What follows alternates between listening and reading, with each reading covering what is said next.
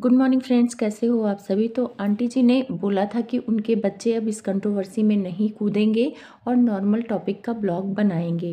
लेकिन आंटी जी की बातें कहीं ना कहीं झूठ साबित हो गई और जगत भैया जब फ्री हो गए, सिवान से यहाँ अम्बाला आए, तो वो कंट्रोवर्सी टॉपिक वाले वीडियो बनाए। उनका टाइटल और थंबनेल कंट्रोवर्सी वाला ही था और उन्होंने अंशु से रिलेटेड ही कंट्रोवर्सी के बारे में बात की, क्योंकि इनको भी व्यूज़ चाहिए था, क्योंकि इनके भी व्यूज़ नहीं आ रहे हैं। जैसा कि जगत भैया कह रहे हैं कि उनको व्यूज़ की उतनी ज़रूरत नहीं है, व्यूज़ कम कम ऊपर होते रहते हैं और उनको यूट्यूब से ही पैसों की ज़रूरत नहीं है, उनके बहुत सारे पैसे आने के माध्यम हैं। तो जगत भैया, मैं भी मानती हूँ कि आपके बहुत ज़्यादा माध्यम हो गए हैं यूट्यूब के अलावा पैसे आने के, पर ये सारे माध्यम ना आपके यूट्यूब के पैसों से ही बनेंगे। अब खिसियान बिलार खंभा नोचे वाली हालत आपकी है, क्योंकि कंट्रोवर्सी जब जगत दीदी के साथ हो रही थी आपकी, तब आप अपने आप को यूट्यूब का बादशाह बता रहे थे। आप बोल रहे थे कि चैलेंज देता हूँ, मैं नॉर्मल ब्लॉग भी लाऊंगा तो भी मेरे 1 लाख व्यूज़ आएंगे। अब वो चैलेंज कहाँ चला गया। अब चैलेंज तो आप पूरा नहीं कर पाए, तो आप क्या करो। तो यही बोलोगे ना कि व्यूज़ कम और ज़्यादा हो तो आपको कोई फ़र्क नहीं पड़ता, क्योंकि आपके पैसे कहीं और से भी आते हैं। पर ये गलत है। अब क्या करें, इंसान अपनी बातों पे टिक नहीं पाता है। आपको लग रहा था उस टाइम पे जगत दीदी और आपकी कंट्रोवर्सी का बहार था, तो आप नॉर्मल ब्लॉग भी बनाते थे, टाइटल थोड़ा सा घुमा फिरा के डालते थे तो आपके व्यूज आते थे। तो आपको लगता था कि सब दिन ऐसे ही रहेंगे, लेकिन सब दिन ऐसे नहीं रहते हैं। लेकिन कुछ मामले में आप सही भी लग रहे हैं। जैसे कि आपने बोला कि आपने बहुत लोगों की मदद की, तो हाँ, आपके यार दोस्त में बहुत ऐसे सारे चैनल हैं जो आपकी वजह से ही ग्रो हुए हैं। रही बात अंशु का, तो अंशु का भी चैनल आपके ही नाम से ग्रो हुआ है, क्योंकि उसको पहचान ही आपकी घर की वजह से मिली है। आपके घर के लोग अगर भी उसकी शादी नहीं करते तो लोग उसको कोई नहीं जानता कि अंशु कौन है, क्या है। और यहाँ पे मैं अंशु की प्रेगनेंसी को लेकर ये कमेंट्स भी आ रहे हैं कि अंशु की प्रेगनेंसी झूठी है और वो सिर्फ़ और सिर्फ कंट्रोवर्सी के लिए ऐसा किया है। वो सिर्फ जगत भैया की फैमिली को ट्रोल कराना चाहती थी, अपना बदला लेना चाहती थी। जो मतलब कंट्रोवर्सी के टाइम पे जगत भाभी ने उसको बोला था कि यहाँ पे मुफ्त की रोटी तोड़ने आई थी, तो ऐसा कुछ नहीं है। यहाँ पे अंशु सही है। और अंशु ने एक बात बोला था कि कोई आप लोग जज लगे हो, मैं आपको अपनी मिसकैरेज की रिपोर्ट क्यों दिखाऊं। तो मिसकैरेज का रिपोर्ट का तो मुझे पता नहीं, लेकिन अंशु की प्रेगनेंसी सच थी, इस बात को मैं साबित कर दूंगी। ब्लॉग नंबर 218 आप देखना, वहाँ उस ब्लॉग में 8 मिनट 7 सेकंड पे डॉक्टर के मुंह से गलती से प्रेगनेंसी निकल जाता है। बाद में उसे कट भी किया गया है, लेकिन वहाँ पे पता चलता है कि प्रेगनेंसी की बात कर रहे हैं कि इसमें ये दवा नहीं खानी चाहिए। तो प्रेग्नेंट थी, ये तो कंफर्म है, ये झूठ नहीं है। अब ये मिसकैरेज का मुझे नहीं पता है कि मिसकैरेज हुआ कि नहीं हुआ, क्योंकि लोग मिसकैरेज पर भी बोल रहे हैं कि ये झूठ है, ये सच नहीं है। और एक चीज़ आंटी जी ने अपने ब्लॉग में बोला है कि सच को छुपाने के लिए बहुत सारे झूठ बोले जाते हैं। तो लोग ये कहने लगे कि शायद आंटी जी ये कहना चाहती हैं कि अंशु प्रेग्नेंट है ही नहीं, वो जो कुछ भी हो रहा है सिर्फ और सिर्फ उनकी फैमिली को ट्रोल कराने के लिए उसने नाटक किया, क्योंकि उसके भी व्यूज़ कम हो गए हैं और उसको भी पता है कि व्यूज़ कैसे लाए जाते हैं।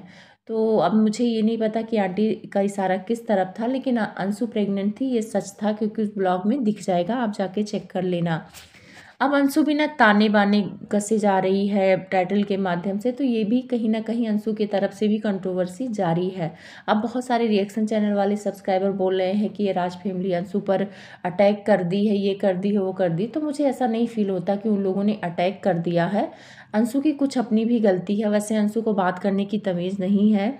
आप लोग जितने भी सब्सक्राइबर उसको सपोर्ट कर रहे हैं, अगर अंशु जैसी बहू आपके घर आ जाए तो क्या आप उसको हाथों पे पलकों पे बिठा के रखोगे। यही अंशु शादी के 3 दिन 4 दिन भाग के सिवान आ गई थी, लड़ाई झगड़ा करके, और मरने जीने की बातें करने लगी थी। तब यही जगत भैया संभाल के लेके यहाँ पे घर छोड़ गए थे।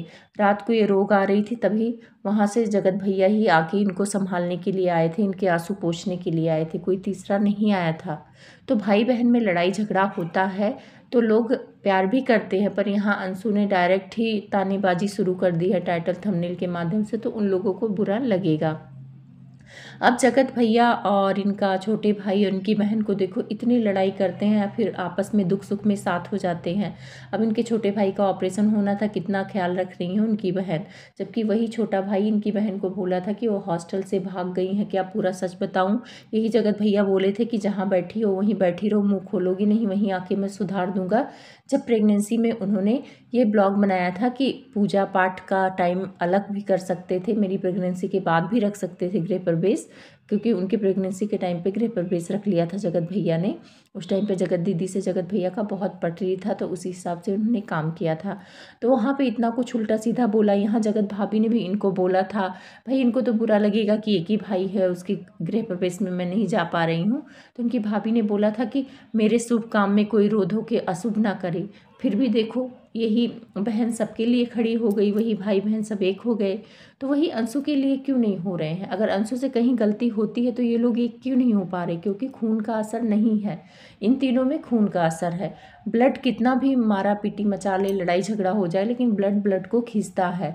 और ये अंशु की तरफ से भी कोई बहुत प्यार नहीं है आंटी के लिए कि बहुत ज़्यादा माँ वाला प्यार है। अंशु भी अपना फ़ायदा देखती है, सिर्फ राज फैमिली ही नहीं देख रही, अंशु भी अपना फ़ायदा देखती है, अपने फ़ायदे के अकॉर्डिंग काम कर रही है।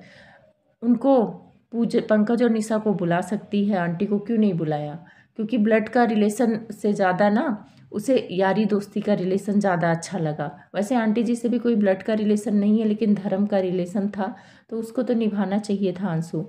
अब अंशु ने एक बात बोली थी कि मैंने किसी से आज तक कोई पैसे नहीं लिए हैं, और ये जाके जो स्टॉक में भी बोली थी कि शायद अंकल जी के पास इनके पापा ने 60-70 हज़ार रुपये रखे होंगे, तो 10-20 हज़ार शायद इनके भाई ने ले लिया था, बाकी पैसे थे। तो उस बात को भी उन्होंने वहाँ पे बोला था। तो ये बात भी लोगों को खल गई कि ये परिवार की बेइज्जती कर रही हैं। रही बात अगर पैसे लिए भी थे तो उसको जो स्टॉक में नहीं बोलना चाहिए था। अगर तुमको ज़रूरत थी तो अंकल से मांग लेती, और वैसे भी आंटी ने इतना जेवर गहना तुमको दिया था, तो क्या 30-40 हज़ार से ज़्यादा का नहीं रहा होगा? और ऐसा नहीं है कि अगर तुम्हें पैसों की ज़रूरत होती तुम मांगती तो आंटी नहीं देती। तो वैसे आंटी जी अगर इनके पैसे अभी आप लिए हो, आपके पास हो, तो इनको दे के परा मारो, नहीं तो ये ज़िंदगी भर का आपको ताने देते रहेंगी कि हाँ मेरे पैसे उनके पास हैं।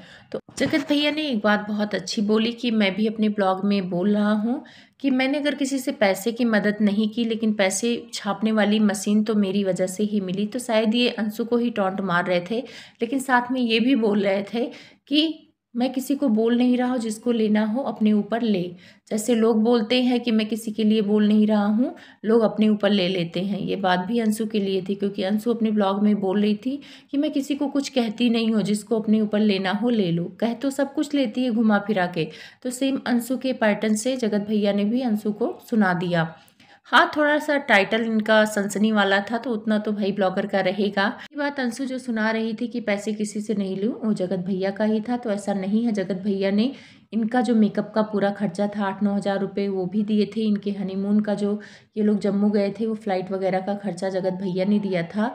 और ये जब से यूट्यूब से पैसे कमाने लगी हैं, तब से थोड़ा सास और ननद इनकी इज्जत करने लगी हैं। नहीं तो इनका व्यवहार इतना गंदा है कि रोज़ तीसरे दिन आके ये सिवान में बैठी रहती थी। आप लोगों ने देखा है कि 2 बार तो ये अम्बाला आ गई थी इसी शादी के 2-3 महीने के अंदर। कुछ दिन सिवान जाती थी, कुछ दिन भाग के अम्बाला रहती थी, क्योंकि इनका पटता ही नहीं था सास से। कितनी प्रॉब्लम चल रही थी, इनकी ननद से भी लड़ाई हो गई थी, क्योंकि इनका व्यवहार ही ऐसा है। आप लोग देखना, चपड़ चपड़ करती रहती। इनके घर कोई गेस्ट आ जाए तो बिस्तर पे बैठी रहेंगी और चपड़ चपड़ करती रहेंगी। ऐसी बहुएं नहीं होती, यूपी बिहार में ऐसी बहुएं नहीं होती। भले ही सूट पहने, लेकिन इज्जत करती हैं, सिर पे पल्लू रखती हैं, सास ससुर से तमीज़ से बात करती हैं।